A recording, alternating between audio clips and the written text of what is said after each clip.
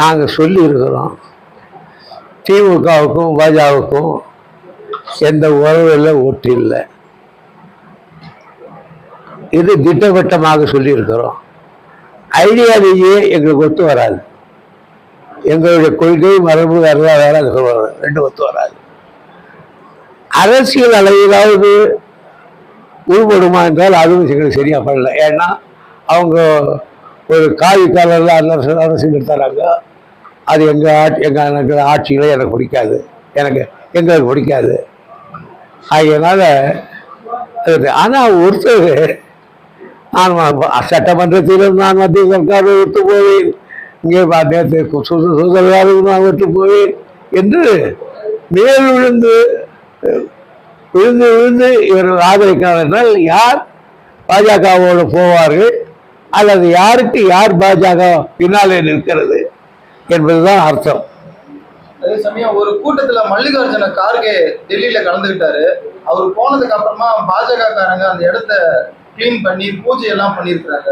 இது எதிர்கட்சிகள் நவீன தீண்டாமை அப்படின்ற மாதிரி பாக்குறாங்க. இது மாதிரி ஒருத்தர் தான் சார் முன்ன ஜெகஜீவன் ராம் அவர்கள் ஒரு கோயில்களில் சிலையை திறந்துட்டார்னு சொல்லிட்டு அதுக்கு இது மாதிரி எல்லாம் செய்தாங்க. மிகப்பெரிய நாடு முழுவதும் அதை கண்டித்து அறிக்கைகள் விட்டார்கள். பெரிய பேச்செல்லாம் நடந்தது. இன்னும் அந்த பழமைவாதிகள் சமாதானவாதிகள் இன்னும் மாறலன்னு தெரியுது. இவையெல்லாம் மாறணும்னு கேட்டால் மத்தியிலேயும் சுயமரியாதை உள்ள ஒரு கட்சி ஆட்சிக்கு வரணும். ஏன்னா நேற்றுக்கு சுதந்திர தின உணவுல பிரதமர் உரையாற்றப்ப யுவசக்தி நரசக்தி, அதாவது இளைஞர்கள் சக்தி பெண்கள் சக்தி தான் நாட்டுக்கு ரொம்ப முக்கியம்னு பேசியிருந்தாரு.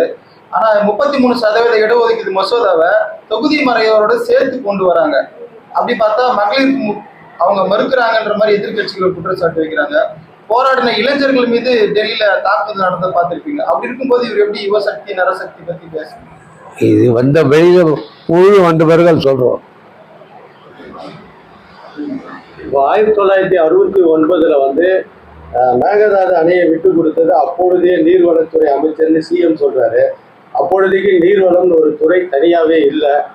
பொதுப்பணித்துறை கீழே நீர்ப்பாசனம் மற்றும் பாசன மேலாண்மை துறை தான் பொதுப்பணித்துறை கீழே இருந்தது. சிஎம் அது அப்போ கலைஞர் தான் மேகதாது விட்டு கொடுத்தாரு. அப்போ அவர் தான் மேகதாதுன்றது காவேரி ட்ரிபியூனல் எங்கேயும் பேச்சு இல்லை, அவங்க எங்கேயும் பேசலை.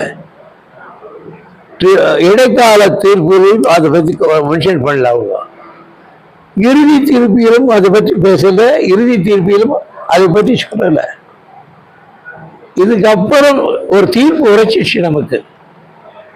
அதுக்கு அடுத்து சென்ற என்ன போடுறதுன்னு பார்த்தா இதுக்கு வந்திருக்காங்க. இது ஆகையினால காவேரி ஒப்பந்தம் தமிழ்நாட்டோட ஒப்பந்தம் அந்த பிரச்சனையை உச்சநீதிமன்றம் தீர்த்து வச்சிருச்சு. அப்புறம் சண்டை போட முடியாது இல்லையா? அதுக்காக ஒரு ஒரு காரணத்தை கற்பிச்சுக்கிட்டு வர்றாங்க. இன்னைக்கு நீங்க சொல்றீங்களே 10 டிஎம்ஸ் 7 டிஎம்ஸ் இதே எனக்கு தெரிஞ்சும் அக்கலாவதியிலும் அதே அந்த இதே 3 அணை கட்டாங்கன்னா அது இது மேகதாதுன்றது 3 அணையும் பெல் பண்ணிடுறது தான். அதுக்கப்புறம் நமக்கு என்னன்னா நமக்கு வர நீரே வராது. 19 டிஎம்சி தான் கபினி, அவன் நமக்கு 60 டிஎம்சி விடணும் உட்காந்து. 52 டிஎம்சி தான் கேஆர் சாகர், அவனை 55 டிஎம்சி விடணும். இவன் விட்டது போக கேஆர் சாகர் மைசூரில் இருக்குது, கபினி கேரளாவில் இருக்கு. இந்த இடைப்பட்ட காலத்தில் மழை பெய்யுது இல்லையா, அதெல்லாம் நோ மேன்ஸ் ஏரியான்னு பேர். அதெல்லாம் நமக்கு தண்ணி தந்தோம். அந்த தண்ணியெல்லாம் சேர்த்து பிடிக்கிறன்றான் இதில் வாங்காதில்ல. அதனால மேகதாதுன்றது தமிழ்நாட்டுடைய உயிர் பிரச்சனை. மேகதாதை கட்டிட்டாங்கன்னா பஞ்சப்பிழப்பு தான் படிக்கணும் தமிழ்நாடு. அதோட சந்தேகம் தஞ்சை டெல்டா பகுதிகள் மிக விரட்டு போயிடும். அதோட சந்தேகம் கிடையாது. பாஜக தலைவர் நயினார் நாகேந்திரன் சார்ல சார் பாஜக தலைவர் நயினார் நாகேந்திரன். ஆ அவர் வந்து முதல்வரோட அம்மா குறித்து தவறாக பேசியிருக்கிறாரு. ஸோ இந்த பெண்கள் சம்பந்தமா தொடர்ச்சியா அந்த பேசுறதை எப்படி பாக்குறீங்க? அப்பாவை முதல்வர் காணும்னு சட்டமன்றத்துல வந்து விஜய் கேட்டாரு. அப்பாவை காணோம்னாக்கா அப்பா யாருன்றது அம்மா கிட்ட தான் போய் கேட்கணும் அப்படின்னு நயினார் நாகேந்திரன் பேசியிருக்காரு. அது பெரும் சர்ச்சையை கிளப்பிருக்கு. நான் படிக்கல. நயினார் அப்படி பேசக்கூடியவர் அல்ல. கொஞ்சம் நிதானமான சுபாவம் உள்ளவர். ஆனால் செயலிடம் அப்படி இருக்கணும் என்னவோ தெரியல. நீங்க ஏற்கனவே ஒரு டிவியோட இன்டர்வியூல சொல்லியிருந்தீங்க, எம்ஜிஆர் இன்னைக்கு இருந்திருந்தா எம்ஜிஆர் வந்து வருங்காலத்துல அதிமுகவை திமுகவோட இணைக்கிற முயற்சியில் இருந்தாருன்னு சொல்லிட்டு ஒரு பதிவு சொல்லியிருந்தீங்க. இன்னைக்கு அதிமுக இருக்கிற நிலையில எம்ஜிஆர் என்ன பண்ணியிருப்பாரு இல்லையா? எம்ஜிஆர் இருந்தா இன்னைக்கு இருக்கிற அதிமுக இருக்க நிலையில் அது இருக்காது. எம்ஜிஆர் இல்லைன்னா அந்த நிலை இருக்குது. எம்ஜிஆர் தான் நிலையில் இருக்காது. நீங்க ஒரு திமுகவோட இணைக்க இறுதி கட்டத்துல ஒரு முடிவு எடுத்தாருன்னு சொல்லியிருந்தீங்க. ஸோ அந்த காலத்துல ஏன் அந்த சுச்சுவேஷனுக்கு அவர் வந்திருப்பாரு? இந்த மாதிரி ஒரு சூழல் வரும்னு அவர் இறுதி கட்டத்தில் அந்த நிலைக்கு வந்தார். அதுக்கப்புறம் அவர் நிலை தவறி விட்டார். அந்த சுச்சுவேஷனுக்கு என்ன ரீசன் அவர் அந்த நிலைப்பாடு எடுக்கிறார்? எம்ஜிஆர் திமுகவோட எல்லாம் யாரும் பேச்சுக்கு அப்பெல்லாம் வந்து சொன்னதுதான்.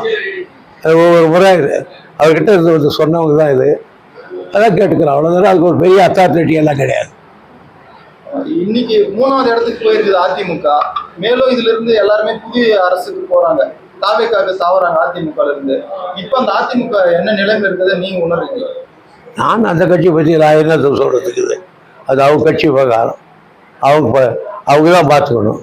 நான் ஒன்றும் அவங்களுக்கு சொல்கிற அளவுக்கு பெரிய மனுஷன் இல்லை.